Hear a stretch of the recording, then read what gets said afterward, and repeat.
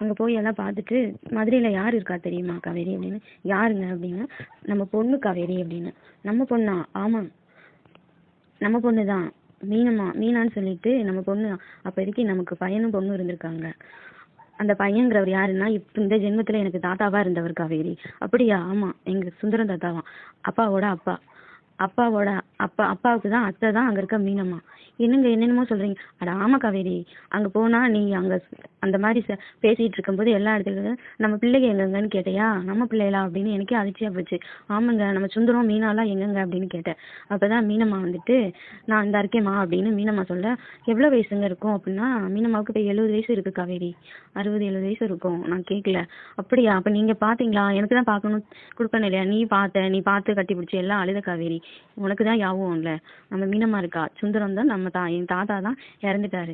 இப்போ அப்பாவும் சாந்தி அத்தை இருக்காங்கல்ல, அவங்க அந்த 2 பேர் தான் இருக்காங்க. இதெல்லாம் நம்ம பேரம்பேத்தி மாதிரி இல்லைங்க வரும். ஆமாம், எங்கள் அப்பா தான் எனக்கு பேரன் பேத்திங்களா எல்லாமே இருக்குது காவேரி அப்படின்னு சொல்லிட்டு சிரிக்க. நீங்கள் கிண்டல் பண்ணாதீங்க அப்படின்னு சொல்லி காவேரி சொல்கிறேன். ஐயோ நிஜம்தான் காவேரி, உண்மையாலுமே சொல்கிறேன். 2 பேர்த்துக்குமே சந்திரனும் சாந்தியும் பேரம்பேத்தி தான். போதுமா? நீயே நாளைக்கு காலையில் அப்பாட்ட கேளு சொல்லுவார் அப்படின்னுட்டு. பேசாமல் இருங்க அப்படின்னு சொல்லி காவேரி சொல்ல, சரி நீ நம்பலைன்னா நான் நல்ல மனசை திடப்படுத்திக்கோ. இன்னொரு ட்ரிப் மதுரையில் போய் எல்லாத்தையும் பார்த்துட்டு வரலாம் சரியா? இன்னொரு ட்ரிப் என்ன எல்லாம் போவோம் வருவோம், அங்கேயும் நம்ம வீடு எல்லாமே இருக்குல்ல, போய் பார்க்கணும்ல அப்படின்னு சொல்ல, சரி இன்னொரு ட்ரிப்பு பார்க்கலாம் அப்படின்ட்டு. எங்கங்க அம்மா கூட போய் தூங்குறா அப்படின்னு சொல்லிட்டு, அப்பா இந்த 2 நாளாக நீ படுத்தின பாடு இருக்கே, கண்கொள்ளா காட்சி மாதிரி இருந்துச்சு காவேரி அப்படின்னு சொல்லிட்டு அப்படியே ஆக்ட் பண்ணிக்கிறார் விஜய். இந்த 2 நாளாக அப்படியே எனக்கு என்ன ஆச்சரியம்னு சொல்கிறதா இல்லை நடந்ததுலாம் உண்மையானு கிள்ளி பார்க்குற அளவுக்கு நம்ம வீட்டில் நடந்துச்சு சங்கதி பூரா அப்படின்ட்டு கட்டி பிடிச்சிட்டு முத்தம் கொடுத்துட்ருக்காப்ல விஜய். என்னங்க பண்ணுறீங்க அப்படின்னு சொல்லிட்டு, ஏய் நீ என் பூர்வ ஜென்மத்துக்கு பொண்டாட்டிடி நீ அப்படின்னு சொல்லிட்டு கட்டி பிடிக்கும். பொண்டாட்டி? பூர்வ ஜென்மத்தில் பொண்டாட்டி? ஆமாம், நீ தான் என்னை தேடி வந்துட்டியாமா. சென்னையில் என்னை தேடி வந்து நீ கல்யாணம் பண்ணியா?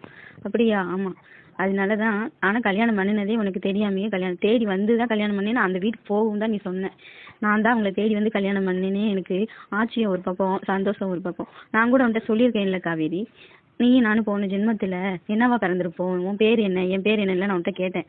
ஆனால் நீ நர்மதா ஏதாச்சும் மன்னிக்குவான்னு டென்ஷனில் நான் சொல்கிறத நீ கேட்கவே இல்லை. தெரியும் தானே உனக்கு அப்படின்னு. ஆமாங்க அப்படின்னு சொல்லிட்டு பேசிகிட்டு இருக்காங்க. சரி தூங்கு, காலையில் பார்த்துக்கலாம் அப்படின்ட்டு 2 பேரும் தூங்குறாங்க. காலையில் எழுந்திரிச்சு எல்லாம் காப்பி குடிச்சிட்டு சாரதாம்மா வாங்கிட்டு வந்து பாலை வாங்கிட்டு வந்து காப்பி போட்டு எல்லாருமே எந்திரிக்கிறாங்க. எந்திரிச்சோடனேவும் எங்கே தம்பி காணோம் அப்படின்ட்டு, தூங்குறாத அப்படின்னு சொல்லவும் குமரன்னு நிவின்னு எல்லாமே எந்திரிச்சு வராங்க.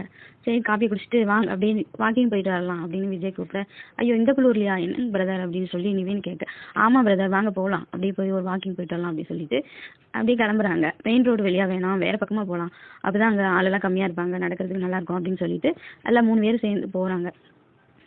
அங்கிட்டு போயிட்டு இருக்கப்ப அங்கே விஜய்ன்னு சொல்லி ஒரு எஸ்டேட் ஆர்ச்சில் பேர் போட்டிருக்கு. விஜய் இதுதான் உங்களது போல இருக்கு விஜய் அப்படின்னு. அங்கே பாருங்க உங்கள் பேர் போட்டிருக்குன்னு நிவின்னு சொல்ல, ஆமாம் எஸ்ன்னு தான் போட்டிருக்கு, அப்போ இதுவும் எங்களை சேர்ந்ததானா அப்படின்னு சொல்லிட்டு பார்த்துட்டு அப்படியே பேசிட்டு, பார்க்க பெருசாக இருக்கே அப்படின்னு சொல்லி பேசிக்கிட்டே இருக்கும். எல்லாம் போயிட்டு நடந்துட்டு வராங்க. வந்து வீட்டுக்கு வந்துட்டு தாத்தாட்டையும் அவங்க அப்பா அம்மாக்கிட்டையும், அப்பா நான் நம்ம எஸ்டேட்டை பார்த்தேன்ப்பா, என் பேர் தான் போட்டிருக்கேன் ஆர்ச்சில். ஆமாடா எல்லாத்துலேயுமே உன் பேர் தான் போட்டிருக்கோம். அவன் போட்டுட்டு தான் அதிகாரமாக என்னோடதுன்னே சொல்லி வாழ்ந்துருக்கான். எல்லாரும் இந்த ஊருக்காரங்களும் சேர்ந்து நம்பியிருக்காங்க பாரு. பேர் வேறு மாதிரி இருக்குது நம்மளோட சொத்துல, அதெல்லாம் இந்த ஊருக்காரங்களுக்கு தெரியவே இல்லை. எல்லாம் பணக்காரன் நம்பி வாழ்ந்துருக்காங்க அப்படின்ட்டு சந்திரன் சொல்ல, விடுங்க காலங்கத்தால் போய் அவனை பற்றி பேசிக்கிட்டு அப்படின்னு இந்த போலீஸ் ஸ்டேஷனில் போய் சொல்லிட்டு நம்ம போய் பார்க்கணும் விஜய் அப்படின்னு சொல்ல, அம்மா எனக்கு என்னோட ஃப்ரெண்டு தான் சப் இன்ஸ்பெக்டர் அப்படின்னு நிவின்னு சொல்ல, அப்படியாப்பா சந்தோஷம்ப்பா, அப்படின்னா அந்த பொண்ணையே கூப்பிட்டுட்டு நம்ம போய் எல்லாம் பார்த்துக்கலாம், தாராளமாக பார்த்துக்கலாம் அப்படின்னு சொல்லிட்டு நிவின். இதோட நாளைக்கு பார்க்கலாம்.